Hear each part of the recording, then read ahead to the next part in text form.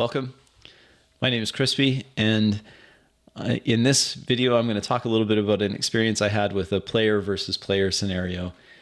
In role-playing games, there appears to be a division of those of us who think that player versus player is appropriate and should be allowed, and those that think that under no circumstances should you ever allow a player character to put themselves in direct opposition, even to the point of combat with another player character.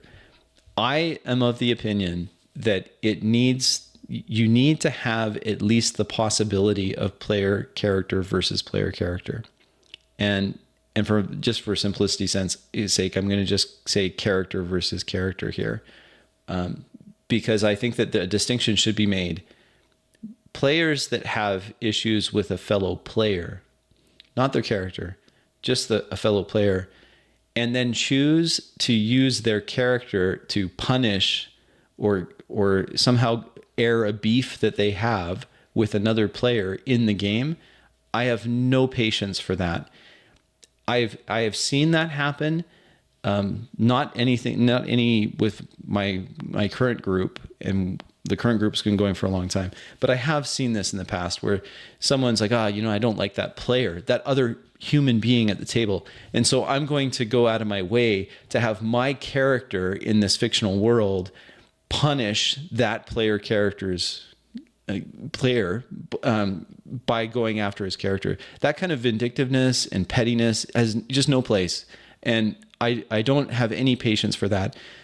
But I don't really run into that scenario very often. In fact, it's so exceptionally rare that I had to really think about this when I'm thinking about this topic of PvP, player versus player.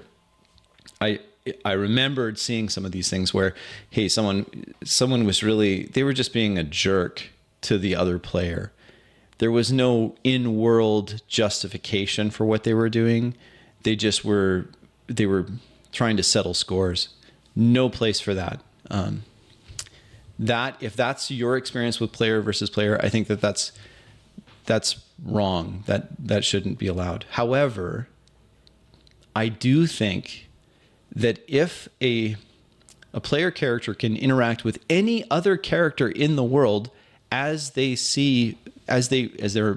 in that character's mindset, if they can interact with anyone else in the world, then why can't they interact with other player characters as they see fit?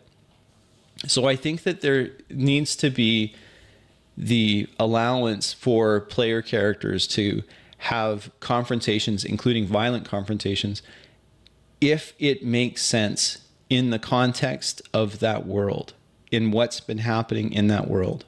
An important caveat to this: I make it clear for any game that we're running, and this is a rule that applies universally to all player characters. All players have to understand this.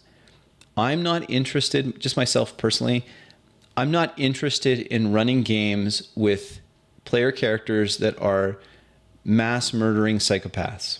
Now, we have had many games where characters have developed some kind of psychopathy, they've had a psychotic breakdown, or they've had something that happened to their character that was so intense that their character is forever changed. And they may be a broken individual. That character is broken now. But once that character becomes willing to murder his own friends, because that's the setting of so the other player characters, the relationship with them, with each other is construed as an alliance, and not just an alliance of well, it's just a temporary convenience, and then the first chance I get, I'm going to put a bullet in the back of your head. That's not, I'm just not interested in that. And if your character that's how they're motivated, then it's not your character anymore. It becomes my character. And I make that clear. I say, if you have become the bad guy, the psychopath, or the murderer, then I'm just going to ask you for your character sheet, and he's mine. They're mine now. And I will, because I'm responsible for those that stand in opposition to the good guys. I know that might sound a little simplistic, but I just make that clear. So yes, you can do it. You can absolutely do it. It'll be the last thing you do with that character, because then that character is evil in the sense of how I've described. They have no they have no driving sense of morality. They're no longer the heroic. They're not heroic. And once you're not heroic, then it's my character. That seems to help those that may just casually be like, oh, I'm just going to kill that character, that player character, because why not? Well, okay, you can do that, but then you're the villain and everyone else is going to go after you. And that maintains that heightened, because I'm interested in a large degree of freedom, as many degrees of freedom as possible for the players to direct their characters through the fictional world. But I don't want to have that one, so we have one character that's just willing to murder everyone else. That's, as soon as that happens, then they're mine.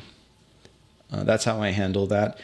I had one experience that was very unfortunate, and it was in a large part because I had avoided having a conversation with the group to set the expectation when it came to character versus character, player character versus player character. I had not set that expectation. And since I had not set that expectation, when it actually did occur, there were some hard feelings at the table. And it was to the detriment of our group. It was to certainly those that had suffered death, player character death at the hands of this other player character. They were quite upset. And even the one that had done it, when he saw the reaction of his friends at the table, you could see it just pained him, because he's a really nice man. Like in real life, he's a nice man. He's the kind of person that you just find easy to talk to. He has a high degree of emotional intelligence. Very, very emotionally intelligent. But he thought, in this setting, I'm the spy master, and I'm going to seize control of the kingdom, and the kingdom is being run by the other. This is a sandbox type, create your own kingdom. It's called Kingmaker. It's a Pathfinder adventure path. And we had played through it. We had quite a bit of time invested in it, and the other players had a lot of time invested in their characters. And then the spy master, through some subterfuge, not only takes control of the kingdom, but then assassinates all the other characters. And it just, I should have handled it differently. I handled it, I should have warned the player that was considering this, say, look, if you go down this road, it not only is it the end of those characters that you're going to assassinate, it's going to be the end of your character, because I take control of your character. This is before we had that conversation, and it's the experience that prompted that conversation. So bottom line, I think that in a role-playing game, if your goal is believability, then I do think that it should be possible for player characters to go at other player characters, especially if there's something like, so I don't believe in the no friendly fire principle. I think that's useful in video games where, okay, I didn't mean to shoot that guy. Whoops, that was just me. But in a role-playing game, I don't like having the friendly fire filter on.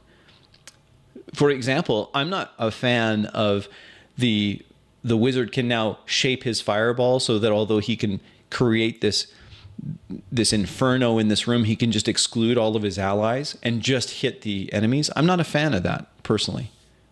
To me, it doesn't. I prefer that it's ally, because then there's a little more.